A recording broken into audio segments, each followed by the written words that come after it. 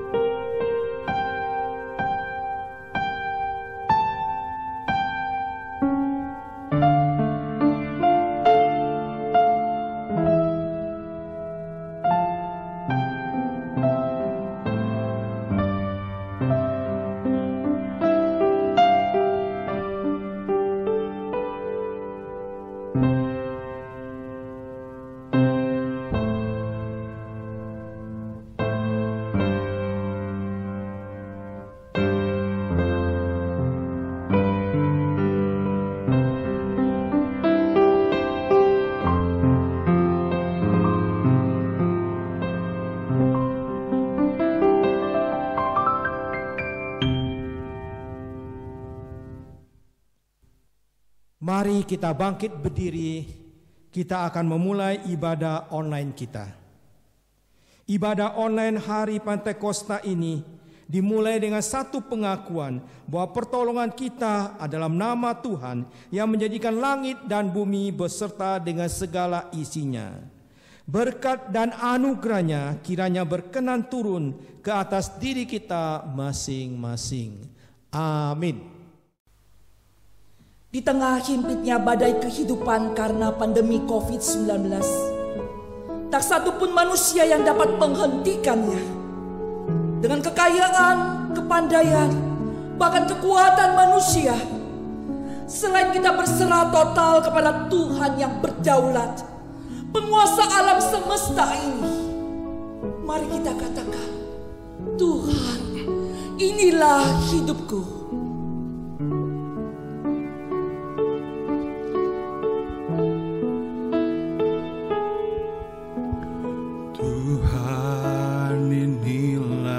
Hidupku, ku serahkan padamu segala cita-citaku, masa depanku menjadi milikmu.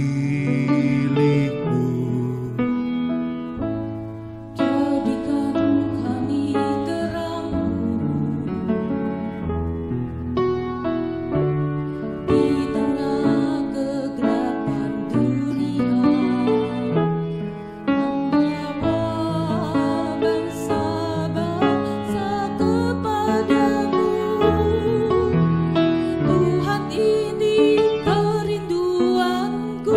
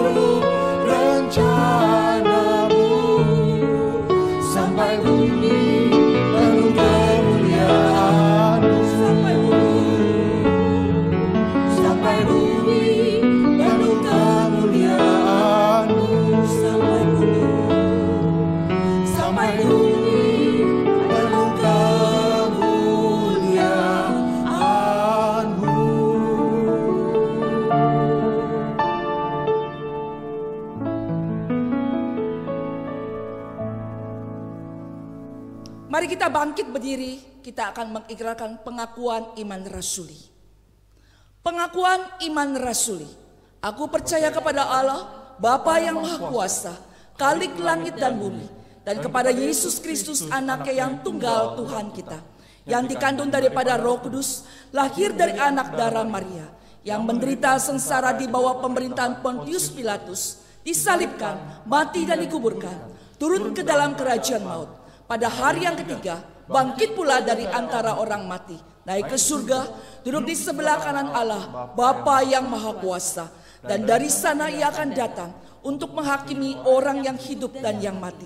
Aku percaya kepada Roh Kudus, gereja yang kudus dan am, persekutuan orang kudus, pengampunan dosa, kebangkitan tubuh, dan hidup yang kekal.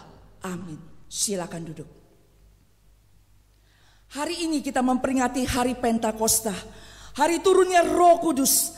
Roh Kudus sebagai penolong memberikan kekuatan, semangat, penghiburan. Biarlah api Roh Suci senantiasa membakar hati kita. Api Roh Suci.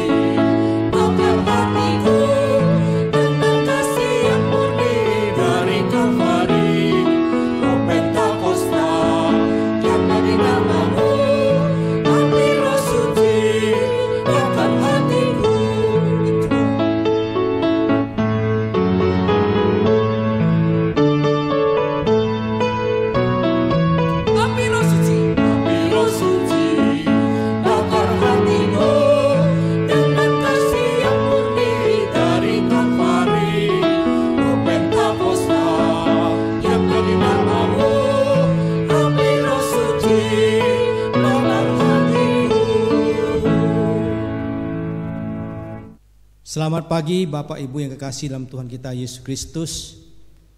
Pada pagi hari ini kita bersama-sama mengadakan ibadah online kita. Tema khotbah yang akan saya sampaikan pada pagi hari ini yaitu pencurahan Roh Kudus. Pada tanggal 31 Mei ini, hari ini kita semua gereja merayakan Pentakosta. Nah, turunnya Roh Kudus di tengah-tengah umat manusia. Baik Bapak Ibu Saudara kekasih, sebelum kita bersama menyimak segala kebenaran firman Tuhan, kita berdoa minta Tuhan memberikan kita kekuatan hikmat untuk mengerti firman-Nya. Roh Kudus memberi pengertian kepada kita. Roh Kudus memberi hikmat kepada hamba-Nya, bisa menguraikan firman Tuhan dengan tepat dan benar. Mari kita berdoa. Kami bersyukur dan terima kasih kepada-Mu ya Tuhan, karena pada pagi hari ini kami ada kesempatan bersama-sama menyimak firman-Mu. Walaupun kami ibadah secara online, tapi biar firman-Mu terus berkata-kata kepada kami. Dan bukan hanya berkata-kata, tapi firman-Mu bisa kami mengerti. Berilah hikmat kepada hamba-Mu, supaya hamba bisa menguraikan dengan jelas dan terang bagi jemaat-Mu, sehingga jemaat-Mu lebih mengerti dan memahami.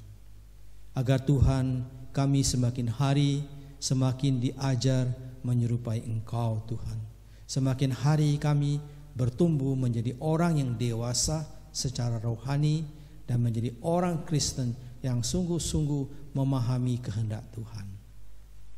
Berkatilah ya Tuhan pemberitaan firman Tuhan. Dalam nama Tuhan kami Yesus Kristus, kami sudah berdoa. Amin. Bapak Ibu Saudara kekasih dalam Tuhan kita Yesus Kristus. Nah, satu sisi kita patut bersyukur karena semakin banyak orang yang menulis buku tentang Roh Kudus dan pekerjaannya. Tetapi satu sisi kita cukup merasa sedih, karena saudara, tidak sedikit penulis buku yang menulis tentang Roh Kudus itu yang pengajarannya tidak sesuai. Dengan kata lain, ajarannya tidak benar. Nah, pernah satu buku yang saya baca di situ. Nah, dikatakan ya, kalau kita ingin menerima Roh Kudus, kita harus melakukan satu usaha. Kita harus melakukan satu upaya supaya Roh Kudus bisa hadir dan memenuhi hati kita. Saudara yang kekasih, benarkah pendapat demikian, saudara? Jadi untuk mendapatkan, ya, untuk dipenuhi Roh Kudus, ada sesuatu usaha, suatu upaya yang bisa kita lakukan. Apakah itu benar seperti itu, saudara? Mari kita akan melihat. Pada pagi hari ini saya akan mengajak Bapak Ibu melihat. Kita melihat bagaimana Roh Kudus dicurahkan kepada orang-orang percaya. Kita khusus hanya melihat di dalam Kisah Para Rasul. Pada pagi hari ini saya akan melihat pencurahan Roh Kudus di 4 tempat.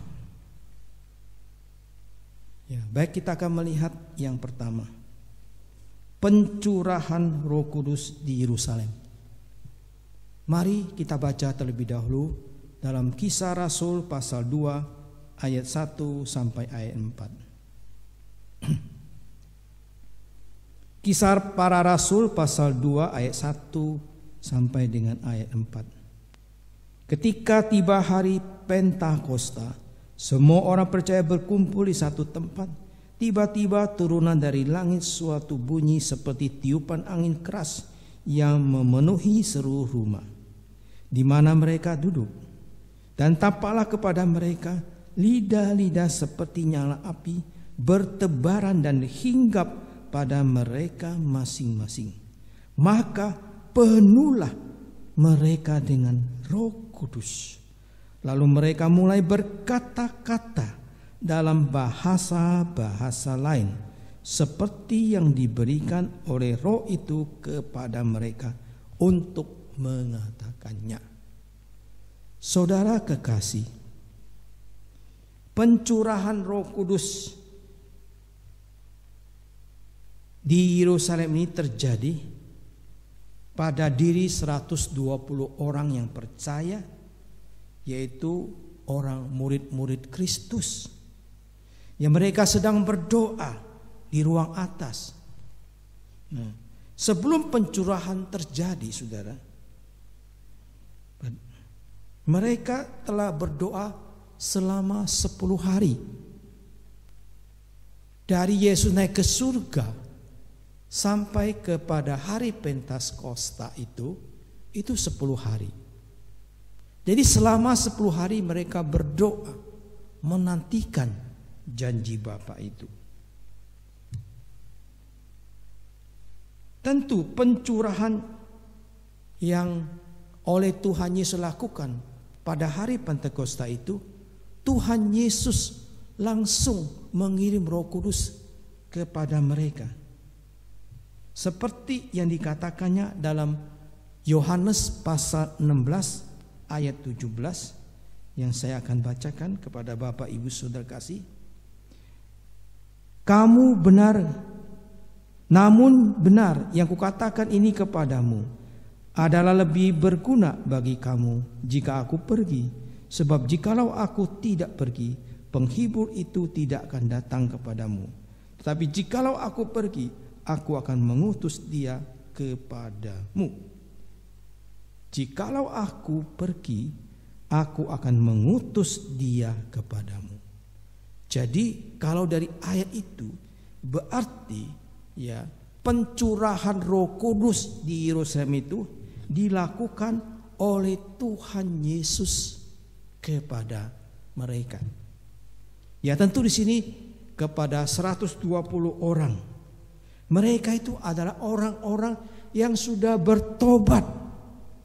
Mereka itu orang-orang yang sudah percaya kepada Tuhan Yesus Kristus. Jadi pencurahan Roh Kudus di Yerusalem itu sebenarnya tidak lain adalah penggenapan nubuat yang disampaikan oleh Nabi Yoel di Yoel pasal 2 ayat 28 yang seperti dikatakan seperti berikut. Kemudian pada hari itu akan terjadi, pada waktu akan mencurahkan Roh Kudus ke atas semua manusia, maka anak-anakmu laki-laki dan anak-anakmu perempuan. Ya. Kemudian dan akan bernubuat orang-orang yang tua, orang-orangmu yang tua mendapat mimpi, teruna-teruna mendapatkan penglihatan-penglihatan. Jadi saudara, apa yang terjadi di Yerusalem itu tidak lain adalah Tuhan Yesus mengirim Roh Kudus kepada mereka dan penggenapan kitab nubuat Yoel. Jadi kita melihat di sini saudara, sekaligus membantah seperti yang saya katakan di awal tadi, ya. Orang yang dipenuhi Roh Kudus ada suatu usaha upaya lakukan. Tapi kalau kita lihat di sini sudah tidak ada usaha sedikit pun yang manusia lakukan. Ketika 120 orang ini berdoa kepada Tuhan, Tuhan Yesus kirim Roh Kudus kepada mereka. Saudara kekasih, itu kita lihat yang pertama. Jadi yang kedua saudara, kita melihat pencurahan Roh Kudus yang terjadi di Samaria. Mari kita baca Kisah Para Rasul pasal 8 ayat 14 sampai dengan 17. Kisah Para Rasul pasal 8 ayat 14 sampai dengan 17. Kisah Para Rasul pasal 8 ayat 14 sampai dengan 17. Demikian bunyi firman Tuhan. Ketika rasul-rasul di Yerusalem mendengar bahwa tanah Samaria telah menerima firman Allah, mereka mengutus Petrus dan Yohanes ke situ. Setibanya di situ, kedua rasul itu berdoa supaya orang-orang Samaria itu beroleh Roh Kudus, sebab Roh Kudus belum turun di atas seorang pun di antara mereka, karena mereka hanya dibaptis dalam nama Tuhan Yesus. Kemudian keduanya menumpangkan tangan di atas mereka, lalu mereka menerima Roh Kudus. Ketika Simon melihat bahwa pemberian Roh Kudus terjadi oleh karena rasul-rasul itu menumpangkan tangannya, ia menawarkan uang kepada mereka. Saudara, kita melihat di sini, ya, kalau kita lihat di dalam Kisah Para Rasul pasal 2 yang terjadi di Yerusalem itu, di sini ada sedikit berbeda saudara, ya, yang terjadi di Samaria. Kita tahu saudara, kota Samaria di situ adalah banyak orang-orang Samaria, dan juga saudara, orang Samaria dikatakan setengah kafir dan setengah Yahudi. Sebelum pencurahan Roh Kudus terjadi di atas diri mereka, orang-orang Samaria itu sudah percaya kepada Tuhan Yesus Kristus, dan mereka juga sudah menerima baptisan air. Jadi saudara, pencurahan Roh Kudus terjadi di Samaria ini setelah Rasul Petrus dan Rasul Yohanes menumpangkan tangannya di atas mereka. Saudara kekasih, setelah penumpangan ke atas orang-orang Samaria itu, maka Roh Kudus turun dan disertai dengan apa? Manifestasi bahasa. Ya, tidak ada, saudara, tidak ada manifestasi bahasa. Kalau kita lihat di dalam Kisah Rasul pasal 2 di Yusuf itu, manifestasinya orang-orang berbahasa dengan bahasa lain. Tapi di Samaria ini tidak, saudara. Pencurahan ini tidak disertai dengan manifestasi bahasa lain seperti yang ada di Yerusalem. Jadi beda sekali, saudara ya. Pencurahan Roh Kudus di Samaria itu menyatakan bahwa Allah mencurahkan rohnya dengan tidak membedakan orang dari suku manapun saja, asalkan mereka sudah bertobat dan percaya Tuhan Yesus. Di sini pun kita melihat tidak ada usaha apapun yang dilakukan oleh orang Samaria untuk mendapatkan Roh Kudus. Sekalipun mereka sudah bertobat, sudah menerima baptisan, Roh Kudus terjadi ketika Petrus dan Yohanes menumpangkan tangan ke atas mereka. Jadi saudara kekasih, jadi tidak ada satu usaha upaya apapun lakukan supaya dapatkan Roh Kudus, tapi oleh penumpangan tangan dilakukan oleh Petrus dan Yohanes. Yang ketiga, saudara, kita melihat pencurahan Roh Kudus di Kaisaria atau di rumah Kornelius. Baik, kita membaca di dalam Kisah Rasul pasal 10 ayat 44 sampai dengan 48. Kisah Para Rasul pasal 10 ayat 44 sampai dengan 48. Demikian bunyi firman Tuhan. Ketika Petrus sedang berkata demikian, turunlah Roh Kudus ke atas semua orang yang mendengar pemberitaan itu. Dan semua orang yang percaya dari golongan bersunat menyertai Petrus dan tercengang-cengang, karena mereka melihat bahwa karunia Roh Kudus dicurahkan ke atas bangsa-bangsa lain juga. Sebab mereka mendengar orang-orang itu berkata-kata dalam bahasa roh dan memuliakan Allah. Lalu kata Petrus, bolehkah orang mencegah untuk membaptis orang-orang ini dengan air, sedangkan mereka telah menerima Roh Kudus sama seperti kita? Lalu ia menyuruh mereka dibaptis dalam nama Yesus Kristus. Kemudian mereka meminta Petrus supaya tinggal beberapa hari lagi bersama-sama dengan mereka. Saudara kekasih, kalau kita lihat yang ketiga ini, pencurahan Roh Kudus di Kaisaria, saudara, khususnya di rumah Kornelius. Pencurahan Roh Kudus kepada orang-orang yang sudah percaya, yang telah bertobat. Ini berbeda dengan pencurahan yang terjadi di Yerusalem, di Samaria. Pencurahan Roh Kudus yang terjadi ini terjadi dulu sebelum mereka menerima baptisan air. Pencurahan Roh Kudus terjadi pada saat Petrus memberitakan firman Allah. Roh Kudus turun ke atas orang-orang yang mendengar apa yang disampaikan oleh Petrus. Mereka itu belum dibaptis dengan air, belum melakukan baptisan air, saudara. Tapi mereka telah dipenuhi oleh Roh Kudus. Jadi sini sedikit beda dengan di Yerusalem, di Samaria. Ya, di Kaisaria ini sedikit unik, beda sekali, saudara. Mereka belum dibaptis dengan air, tapi sudah dipenuhi oleh Roh Kudus. Roh Kudus sudah dicurahkan ke atas diri mereka. Jadi saudara kekasih, pencurahan Roh Kudus 100% kepada bangsa-bangsa di luar Yahudi.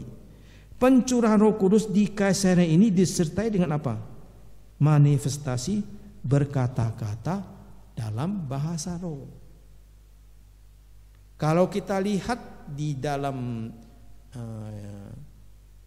pencurahan Roh Kudus di Yerusalem itu, ya, mereka ya manifestasi ya berkata-kata dalam bahasa lain.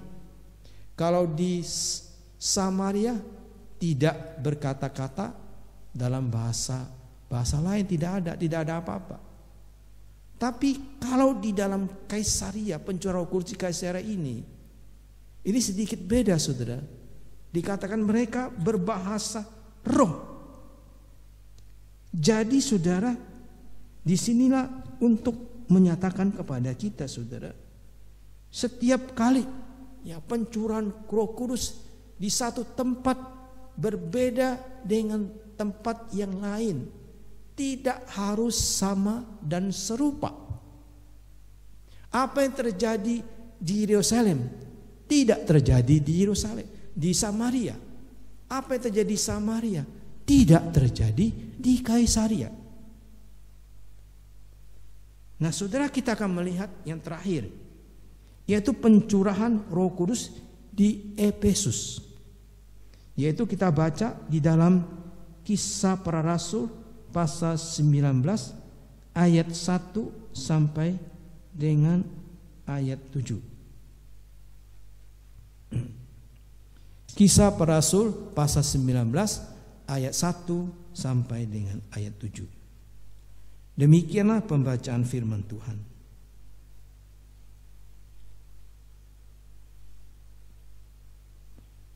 Kisah Para Rasul pasal 19 ayat 1 sampai 7. Ketika Apolos masih di Korintus, Paulus sudah menjelajah daerah-daerah pedalaman di Efesus. Di situ didapatnya beberapa murid. Katanya kepada mereka, "Sudahkah kamu menerima Roh Kudus ketika kamu menjadi percaya?" Akan tetapi mereka menjawab, "Belum. Bahkan kami belum pernah mendengar bahwa ada Roh Kudus." Lalu kata Paulus kepada mereka, "Kalau begitu, dengan baptisan manakah kamu telah dibaptis?" Jawab mereka, "Dengan baptisan Yohanes."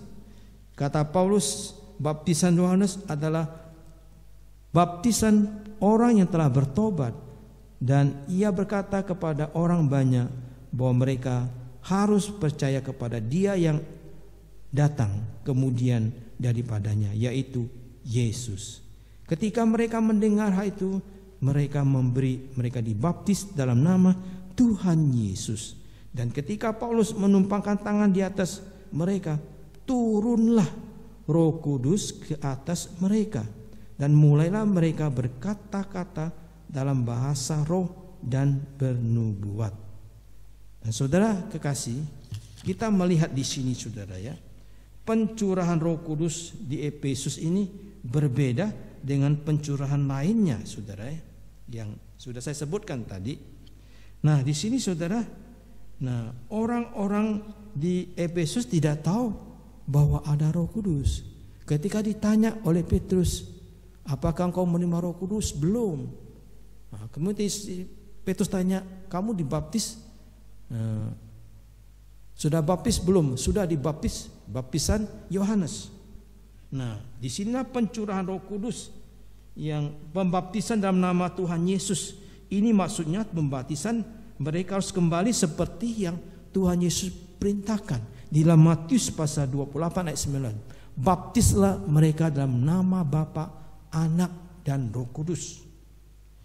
Pencurahan Roh Kudus, setelah Rasul Paulus menumpangkan tangannya atas orang-orang Efesus. Pencurahan Roh Kudus di Efesus ini disertai dengan apa? Manifestasi berkata-kata dalam bahasa roh dan bernubuat. Nah, saudara, kita melihat di sini, jadi berbeda sekali, saudara, yang di Samaria. Kalau di sini kita melihat mereka berkata-kata dalam bahasa roh dan bernubuat. Kalau kita melihat juga, saudara, di sini, saudara, sangat berbeda, dari pembahasan kita di sini.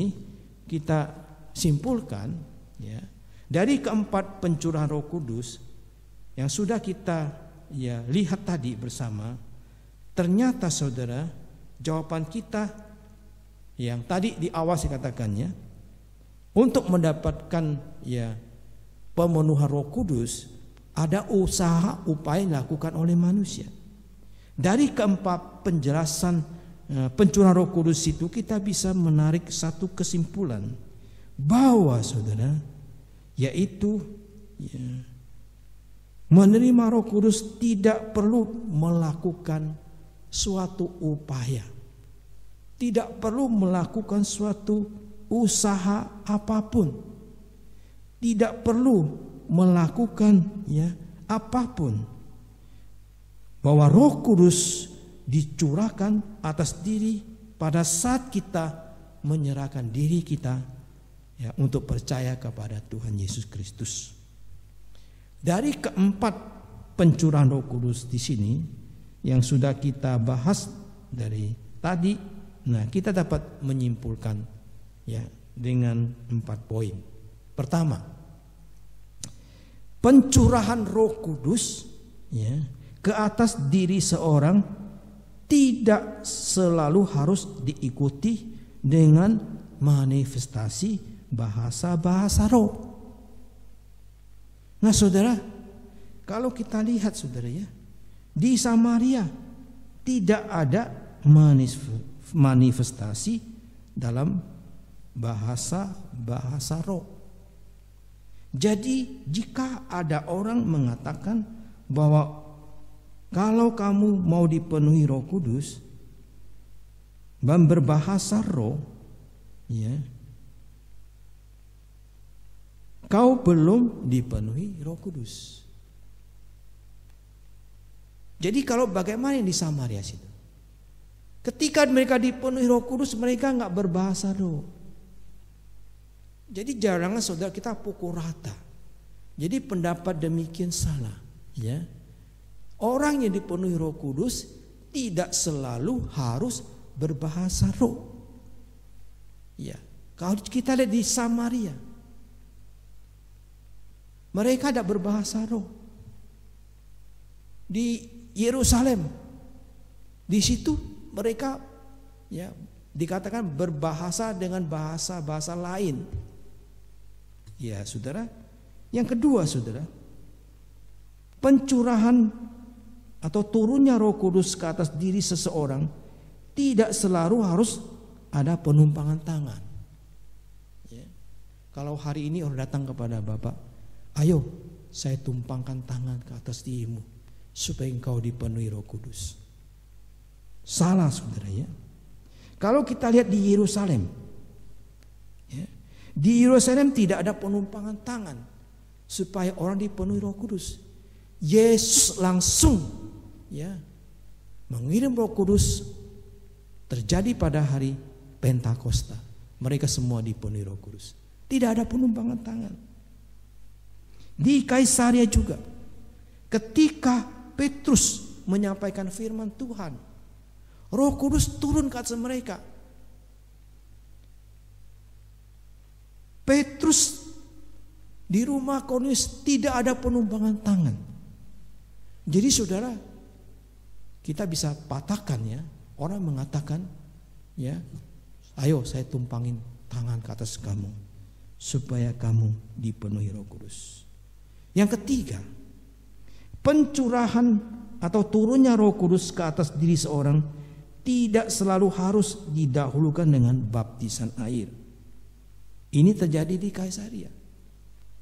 Ketika orang-orang datang di rumah Kornelius itu adalah orang-orang yang belum dibaptis, tapi mereka sudah dipenuhi Roh Kudus. Jadi dengan kata lain, bahwa pencurahan Roh Kudus tidak selalu harus didahului dengan baptisan dulu. Nah, saudara, di sini sangat beda sekali, saudara Yang keempat, saudara, pencurahan atau turunnya Roh Kudus ke setiap tempat, ke setiap semua bangsa, ke setiap pribadi tidak selalu dengan cara yang sama dan serupa. Cara pencurahan Roh Kudus di Yerusalem berbeda dengan di Samaria, di Kaisaria, dan di Efesus. Kalau kita lihat di Efesus, saudara, mereka bisa berbahasa roh, tapi Yerusalem tidak. Jadi jangan kita pukul rata. Jadi kalau ada orang hari ini ya, dia mengatakan kepadamu, ayo saya bimbing kamu, saya ya, supaya kamu mendapatkan Roh Kudus seperti saya dapatkan Roh Kudus. Itu salah sekali. Setiap orang yang dipenuhi Roh Kudus ya tidak harus punya pengalaman yang sama dengan orang seperti dia.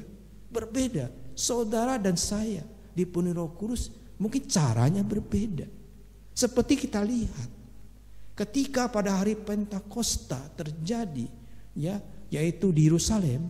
Nah, Tuhan mencurahkan Roh Kudus ke 120 orang dipenuhi Roh Kudus. Mereka berkata-kata bahasa-bahasa lain. Ketika Tuhan curahkan Roh Kudus di Samaria lewat penumpangan tangan Petrus dan Yohanes. Ya, mereka tidak berbahasa roh. Mereka juga tidak berbahasa-bahasa lain. Tapi saudara, di Kornelius, di rumah Kornelius, saudara, mereka juga, saudara, kalau di Kornelius, saudara, kita bisa melihat yaitu pencurahan Roh Kudus di rumah Kornelius, saudara, ya, pencurahan Roh Kudus disertai dengan manifestasi dalam bahasa roh.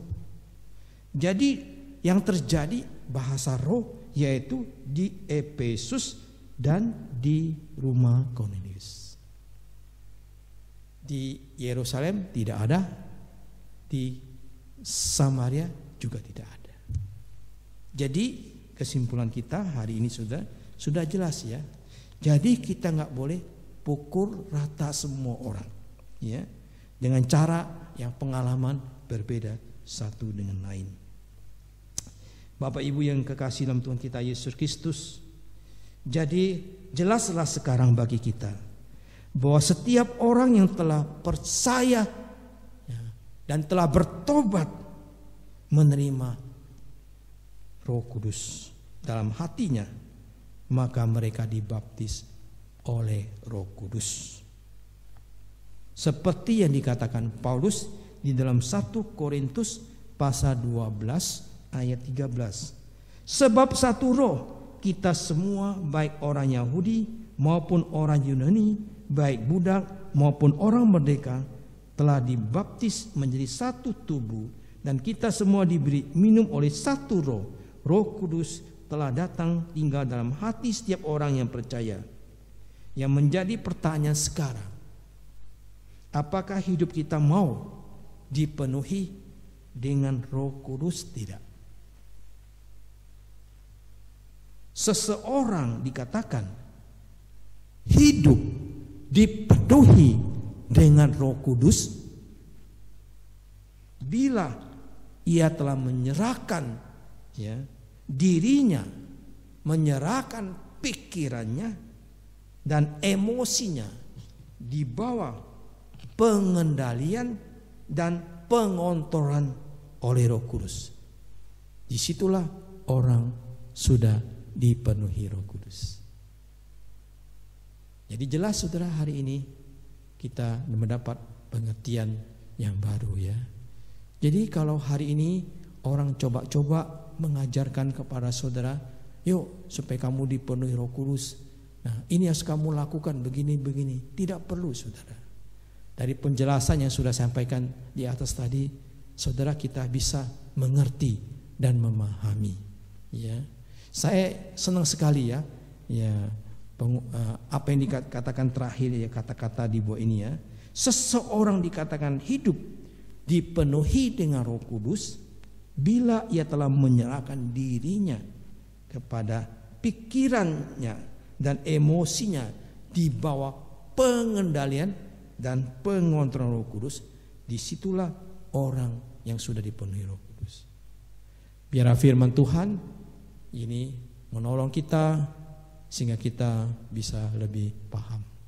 Tuhan berkati firman-Nya. Mari kita berdoa.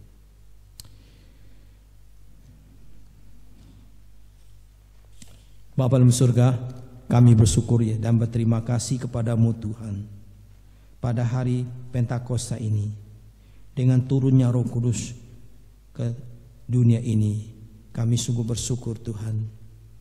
Kadang-kadang kami sering Tuhan melihat ataupun baca buku-buku yang tidak sesuai dengan pengajaran firman Tuhan. Boleh kami kembali seperti yang dikatakan oleh firman-Mu dalam Kisah Para Rasul, di bagaimana Tuhan mencurahkan Roh Kudus di Yerusalem, bagaimana Tuhan mencurahkan Roh Kudus di Samaria, bagaimana Tuhan mencurahkan Roh Kudus di Kaisaria, dan juga Tuhan mencurahkan Roh Kudus di Efesus. Tentu tempat-tempat ini berbeda dengan cara yang berbeda dan manifestasi yang juga berbeda-beda. Tidak seharusnya seragam, tidak semuanya harus sama. Inilah keunikan Tuhan, cara Tuhan bekerja. Kami bersyukur ya Tuhan dengan ada Roh Kudus kirim ke dunia ini, agar kami Tuhan dikendalikan, dipimpin oleh Roh Kudus, sehingga kami tidak menyimpang. Karena Roh penghibur, Roh Kudus itulah menuntun kami kepada jalan yang benar. Terima kasih Tuhan Yesus, Engkau sudah kembali ke surga dan mengirim Roh Kudus buat kami. Ajarlah kami selalu hidup di bawah pengontrolan dan pengendalian Roh Kudus. Biarlah kami dan mendukakan Roh Kudus yang telah menginsafkan kami akan dosa-dosa kami. Biar Roh Kudus terus bekerja dalam hati kami. Terima kasih Tuhan untuk semua ini. Dalam nama Tuhan Yesus Kristus kami sudah berdoa. Amin. Bapak Ibu Saudara kekasih, sekarang kita akan menaikkan doa syafaat. Doa syafaat ini yang akan saya pimpin. Mari kita berdoa. Kami sungguh bersyukur kepadamu ya Tuhan, kalau kami boleh mengikuti ibadah online pada pagi hari ini. Kami berharap kiranya firman-Mu yang sudah kami dengar selalu menguatkan hati kami, menguatkan semangat kami, agar kami tetap setia mengasihi Tuhan di tengah-tengah COVID-19 ini. Biar kami terus mengasihi dan mencintai Tuhan. Kami berdoa ya Tuhan Yesus, kami sungguh bersyukur dan berterima kasih kepadamu. Situasi yang sulit ini Tuhan masih menjaga dan memelihara kehidupan kami, sehingga segala kebutuhan yang kami butuhkan, baik itu makanan, minuman, kesehatan, dan pertolongan yang Tuhan berikan kepada kami, yang kami rasakan selalu ada setiap hari. Terima kasih untuk semua ini Tuhan. Kami juga berdoa ya Tuhan Yesus, untuk saudara-saudara kami, rekan-rekan sebangsa negara kami, yang pada hari ini mereka kehilangan pekerjaan, atau mereka dirumahkan, ataupun gaji mereka dipotong. Kiranya Tuhan menolong mereka, dan juga biar pemerintah sekarang akan membantu mereka, dan mereka bisa mendapatkan pertolongan, sehingga mereka bisa berkecukupan untuk kebutuhan diri mereka dan juga untuk kebutuhan sisi keluarga mereka.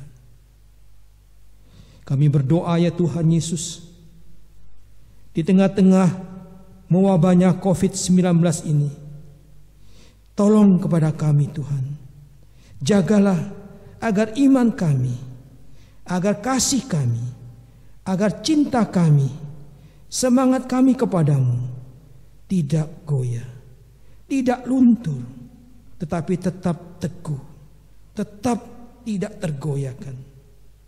Tuhan tolonglah kepada kami. Kami percaya Tuhan, badai ini akan berlalu. Tapi Tuhan tolong kepada kami, supaya kami bisa mengatasi, bisa Tuhan kuat menghadapi semua badai ini. Kami percaya hanya dengan pertolongan-Mu, hanya dengan belas kasihan-Mu, hanya dengan bantuan yang Tuhan berikan kepada kami bisa menghadapi semua ini. Maka itu Tuhan, betapa pentingnya kami Engkau tolong, Engkau bantu, supaya kami tetap menjadi orang-orang yang setia di tengah kesulitan, di tengah mewabahnya COVID-19 ini, agar kami tetap setia mengiring Engkau, mengikut Engkau. Terima kasih Tuhan. Inilah doa kami Bapa yang kami panjatkan dan kami alaskan hanya dalam nama Tuhan kami, Yesus Kristus. Kami sudah berdoa. Amin. Jemaat sekalian, kita akan mengakhiri ibadah pada pagi hari ini. Mari kita bangkit berdiri, kita akan menyanyikan pujian doksologi.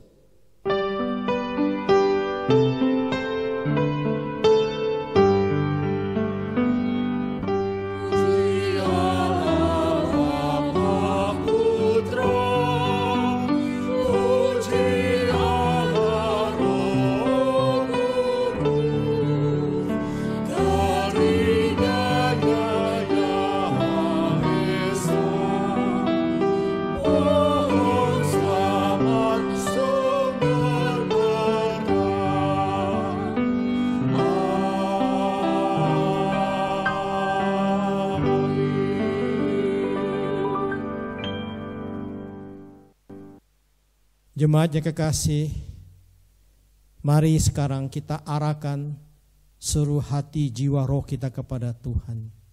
Dia sumber berkat, akan memberkati kita sekalian.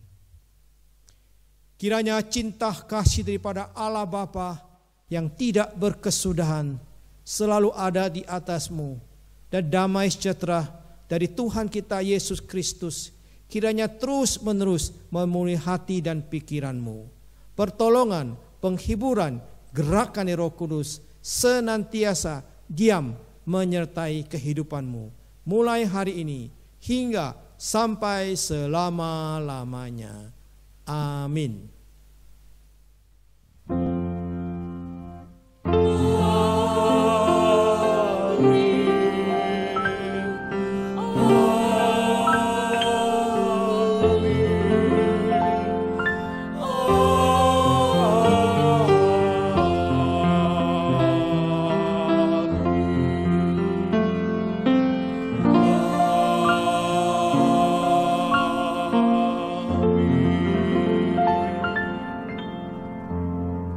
Silakan duduk.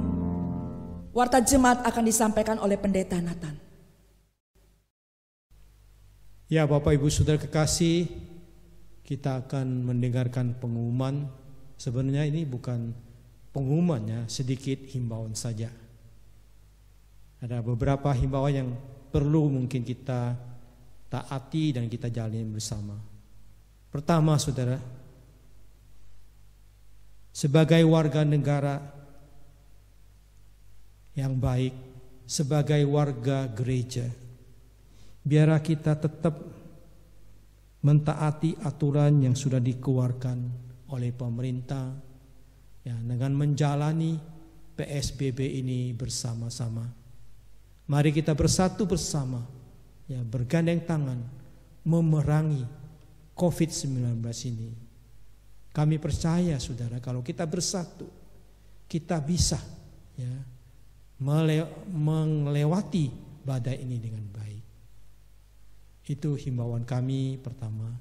Yang kedua, himbauan kami yaitu dalam situasi kondisi yang mewabahnya COVID-19 ini, biar kita masing-masing harus banyak memeriksa diri, introspeksi diri. Kita boleh introspeksi kerohanian kita.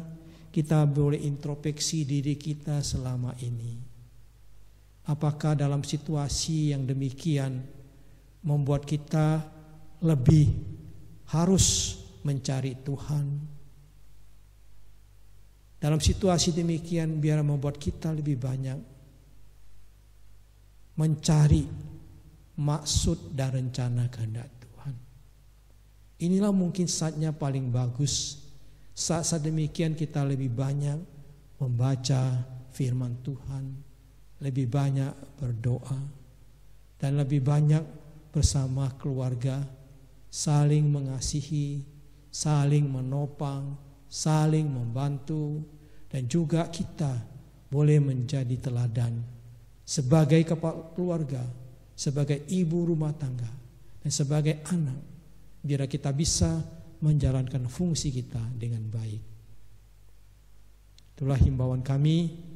Yang ketiga, saudara, sekiranya saudara tergerak oleh Tuhan untuk memberikan persembahan, Bapak Ibu bisa memberikan persembahan di Yayasan GKPI Kartini di BCA dengan nomor rekening 001-373-1150. Demikianlah himbauan kami dan pengumuman kami. Terima kasih, Tuhan memberkati saudara. Amin.